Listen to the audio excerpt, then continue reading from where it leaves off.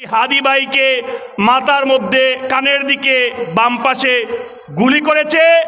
আমরা এই 8 জুলাই শ্রীমঙ্গল উপজেলার এই 5 নং কালাপুর ইউনিয়নের মঞ্চ থেকে আমরা মহান আল্লাহ পাক রব্বুল আলামিনের কাছে প্রার্থনা করি, এই সিংহ পুরুষকে যেন এই দেশের স্বার্থে, এই দেশের খেটে খাওয়া মানুষের স্বার্থে, এই আন্দোলনমুখী মানুষের স্বার্থে আল্লাহ যেন আমাদেরকে পুনরায়, আমাদের হাদি ভাইকে, উসমান হাদি ভাইকে আবার পুনরায় আমরা মাঠে দেখতে পাই।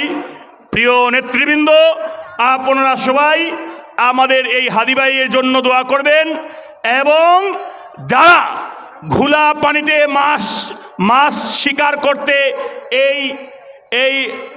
এই হামলাকে অন্যদিকে ডাইভার্ট করতে যাচ্ছে, তাদেরকে আমরা এই মঞ্চ থেকে আমরা হুঁশিয়ার করে দিতে চাই, টাল বাহানা করা চলবে না।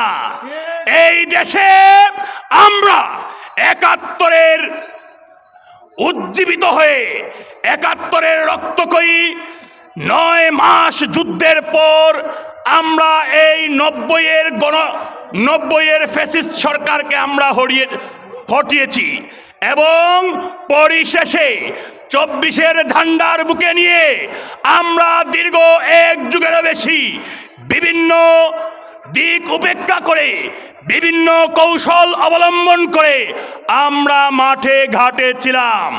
সুতরাং আমাদেরকে দাবিয়ে রাখতে পারবে না।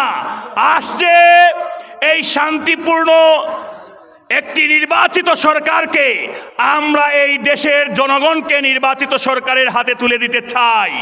সুতরাং দেশে বিশৃঙ্খলা করার চেষ্টা করবেন না।